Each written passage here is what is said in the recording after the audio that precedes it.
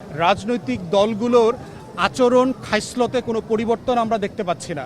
পুরাতন বন্দোবস্তের যে আচার আচরণ, আরেকজনকে নাই করে দেওয়া, ক্যাম্পেইন করতে না দেওয়া, তাকে মাঠে উঠতে দিবে না, রামদার হুমকি, এইটার হুমকি সেইটার হুমকি, ব্যানার ছেড়ে ফেলা।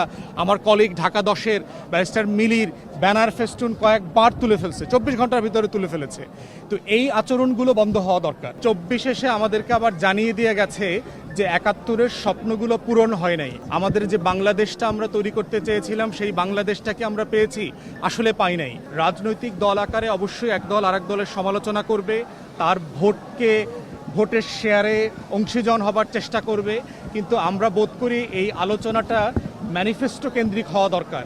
যে দল এ বলবে যে আমি আসলে স্বাস্থ্যখাত কিভাবে চালাবো, দল বি চ্যালেঞ্জ করবে যে এইভাবে এটা চালানো উচিত হবে না। আমাদের বীর মুক্তিযোদ্ধা, শহীদ, প্রতিবন্ধী যারা চলে গেছেন, যারা এখনও বেঁচে আছেন, তাদেরকে আমরা শ্রদ্ধার সাথে স্মরণ করছি, তাদের রুহের মাগফিরাত কামনা করছি এবং তাদের যে ত্যাগ তিতিক্ষা সেটাকে আমরা স্মরণ করছি। দ্বিতীয়ত হচ্ছে যে একটা জাতির মুক্তির লড়াইতে কখনো দাঁড়ি হয় না। এই মুক্তির লড়াইটা হলো কমা দিয়ে চলে, বারবার করতে হয় এবং প্রত্যেক প্রজন্মকেই তার মতো করে তার মুক্তির লড়াইটাকে চালিয়ে যেতে হয়। এবং সেজন্যই দেখবেন যে 71-এর পরেও বাংলাদেশে অনেকগুলো গণ অভ্যুত্থান হয়েছে, স্বৈরাচার বিরোধী আন্দোলন হয়েছে, গণতন্ত্রের লড়াই হয়েছে এবং সর্বশেষ গত বছর আমরা গণ অভ্যুত্থান দেখেছি। এখন প্রশ্ন হচ্ছে 24-এ গণ অভ্যুত্থান হয়ে গেছে মানে কি আমাদের লড়াই শেষ হয়ে গেছে? আমাদের যে বাংলাদেশটা আমরা তৈরি করতে চেয়েছিলাম, সেই বাংলাদেশটাকে আমরা পেয়েছি, আসলে পাই নাই। আমাদের স্বাধীনতার ঘোষণাপত্রে পরিষ্কার করে লেখা ছিল যে আমরা আসলে কেমন বাংলাদেশ চাই। সাম্য, মানবিক মর্যাদা, সামাজিক সুবিচারের একটা বাংলাদেশ চাই, গণতান্ত্রিক মূল্যবোধের একটা বাংলাদেশ চাই, যেখানে ন্যায় বিচার, মূল্যবোধ থাকবে, সুশাসন থাকবে, দুর্নীতিমুক্ত একটা বাস্তবতা থাকবে। সেইটা আমাদের নাই। অতএব 24 এসে আমাদেরকে আবার জানিয়ে দিয়ে গেছে যে 71-এর স্বপ্নগুলো পূরণ হয় নাই। অতএব তোমরা তোমাদের মতো করে এই লড়াইটা চালিয়ে যাও। এবং এই লড়াইটাই আমাদের তরুণদের মধ্য দিয়ে আবার রিনিউড হয়েছে। তৃতীয় কথা হচ্ছে এই লড়াইয়ের অংশীদার ছিল জুলাইয়ের গণ অভ্যুত্থানের সকল পক্ষ। আমরা অনেকেই এটা দেখে হতাশ হই যে এই পক্ষগুলো যেভাবে এক দল আর এক দলকে যে ভাষায় কথা বলছে।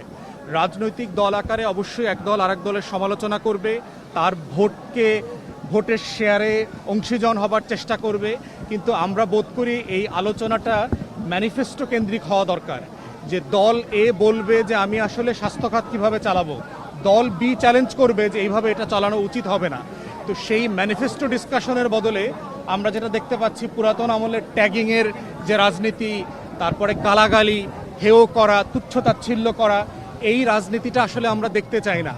আমাদের তরুণরা কিন্তু বারবার নতুন রাজনৈতিক বন্দোবস্তের কথা দেয়ালে দেয়ালে লিখে দিয়ে গেছে।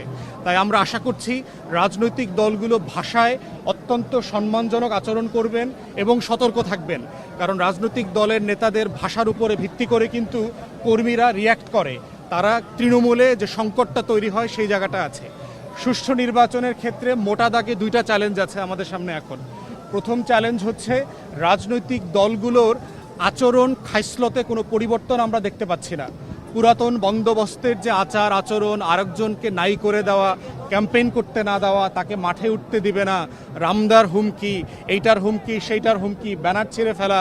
আমার কলিগ ঢাকা 10-এর ব্যারিস্টার মিলির ব্যানার ফেস্টুন কয়েকবার তুলে ফেলছে, 24 ঘন্টার ভিতরে তুলে ফেলেছে। তো এই আচরণগুলো বন্ধ হওয়া দরকার। আমরা চাই একটা মেধাভিত্তিক প্রতিযোগিতা হোক, যে আমি কি করছি, আপনি কি করছেন, আসেন জনগণের কাছে যাই, জনগণ কোনটাকে বেছে নেয়। তো এই রাজনৈতিক আচরণ এবং খাইসলতের একটা পরিবর্তন হওয়া দরকার। দ্বিতীয় চ্যালেঞ্জের জায়গা হচ্ছে প্রশাসনিক, এবং আপনারা গতকালকে মাননীয় প্রধান নির্বাচন কমিশনার এবং স্বরাষ্ট্র উপদেষ্টার মন্তব্য দেখেছেন, যেগুলো খুবই বাচ্চা সুলভ এবং দায়িত্বহীন। এবং এই ধরনের ব্যক্তিদের মধ্য দিয়ে আসলে আমরা যারা রাজনৈতিক কর্মী, আমরা মাঝে মধ্যে হতাশ হই এবং আমরা আস্থা খুঁজে পাই না।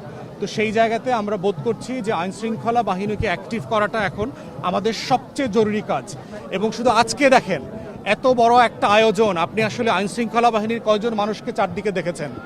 এইখানে একটা দুর্ঘটনা ঘটলে এই দায়টা কে নেবে?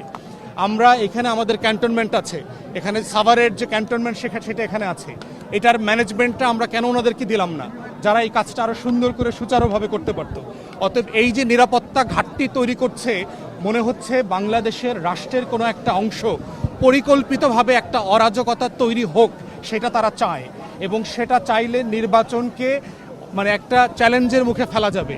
আমরা বোধ করছি এই কাজগুলো করতে দেয়া জাতীয় স্বার্থে উচিত না। আমাদের কিছু কিছু বিষয়ে রাষ্ট্রের প্রত্যেকটা বডি এবং রাজনৈতিক দলের এক জায়গায় থাকা উচিত।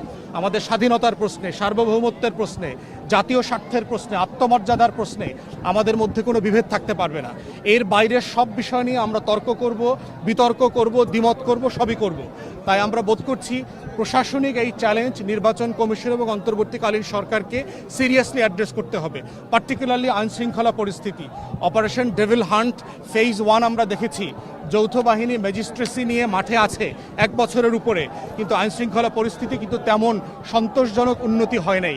আমরা আশা করছি এই সময়টাতে এই ড্রাইভটা দিয়ে সরকার যেন ভোটার এবং রাজনৈতিক কর্মী সবার আস্থা অর্জন করেন। সবাইকে ধন্যবাদ।